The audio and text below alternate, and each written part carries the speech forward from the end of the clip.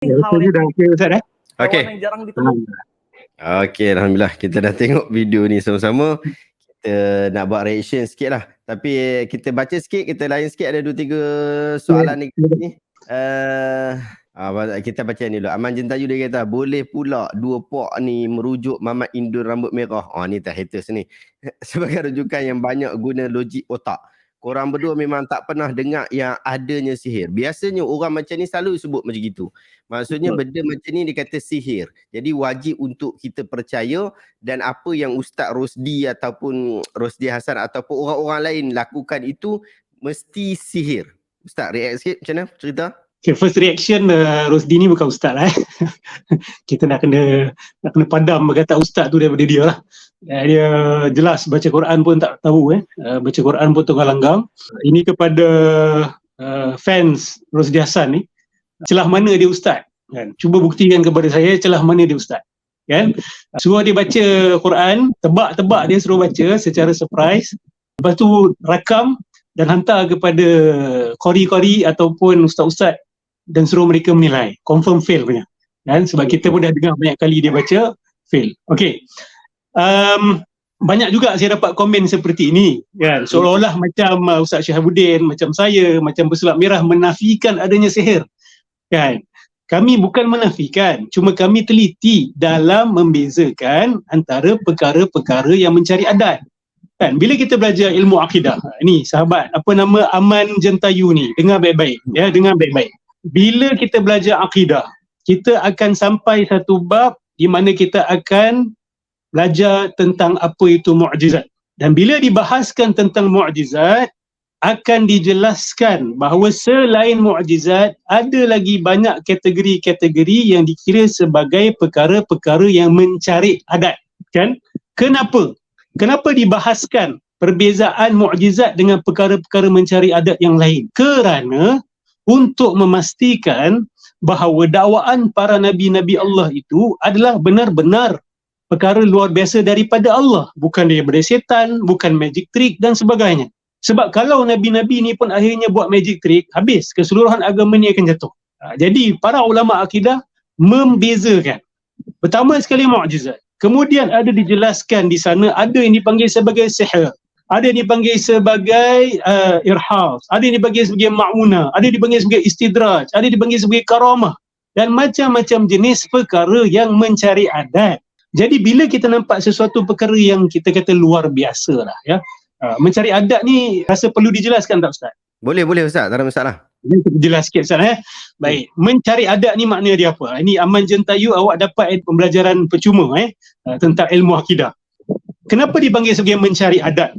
Mencari adat ini maksud dia, hukum alam yang Allah Subhanahu Wa Taala jadikan ini, dia ada adat dia. Dia bukan manusia je ada adat resam. Tetapi hukum alam yang Allah dah ciptakan ini juga ada adat resam dia. Bila api bertemu kapas, secara adat, secara kita kata berulang-ulang, seperti mana yang kita lihat dalam pengalaman hidup kita, setiap kali kapas jumpa api mesti berlaku terbakar. Dia macam orang Melayu, setiap hari raya dia pakai songkok, setiap hari raya dia pakai samping kan. Bukan dia mesti pakai samping, bukan dia mesti pakai songkok. Kalau tak pakai songkok, tak pakai samping, dia meninggal, dia mati, tidak. Tapi itu telah menjadi adat dia, berulang-ulang. Benda ini berulang-ulang, setiap tahun berlaku benda yang sama. Hari raya ada dia punya culture, ada budaya dia tertentu. Jadi hukum alam pun begitu juga, hukum sabab musabab pun ada begitu juga. Tetapi kadang-kala berlaku perkara-perkara yang mencari adat itu. Mencari ni maksud dia dalam bahasa Arab khariqun lil adah. Dia pecahkan kebiasaan itu, dia pecahkan adat itu. Seperti Nabi Ibrahim AS, bila dilontarkan ke dalam api, Nabi Ibrahim tidak terbakar. Maka itu telah melanggar adat tadi tu. Adat bahawa kalau api bertemu dengan sesuatu yang flammable, akan berlaku kebakaran. Tapi bila Nabi Ibrahim dicampak dalam api, dia tidak terbakar.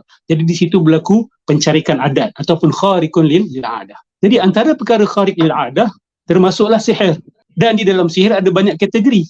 Ada kategori sihir yang benar-benar sihir yang dikira sebagai haram mutlaqan, iaitu awak menggunakan khidmat jin syaitan dengan cara buat penyembahan kepada mereka.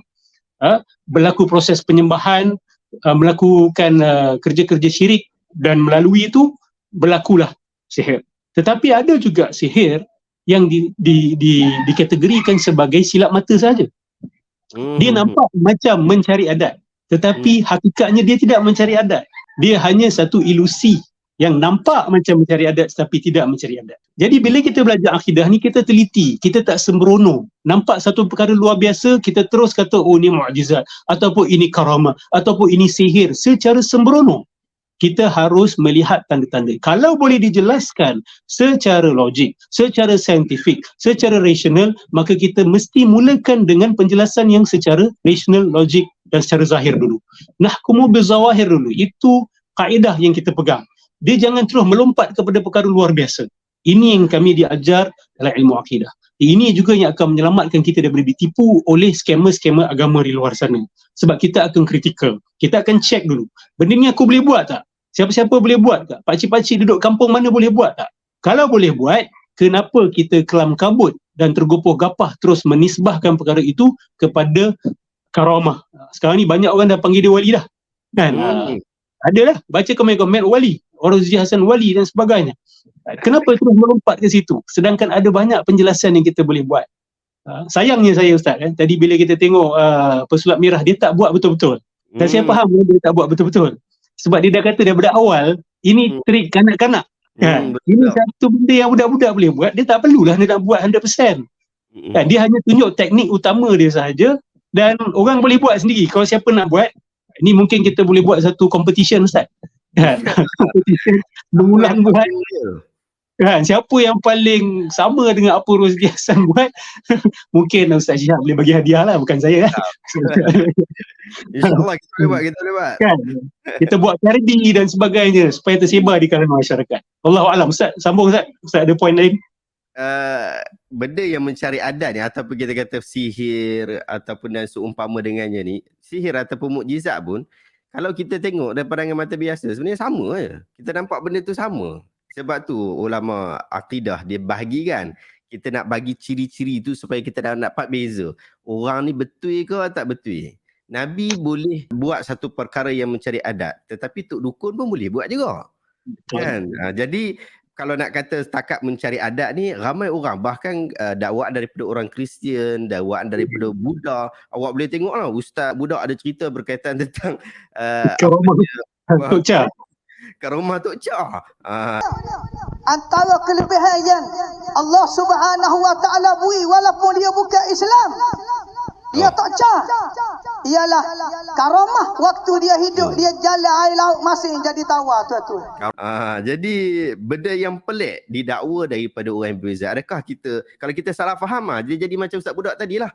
Dia samakan karamah. Padahal kita tak sebut sebagai karamah dalam isu tu.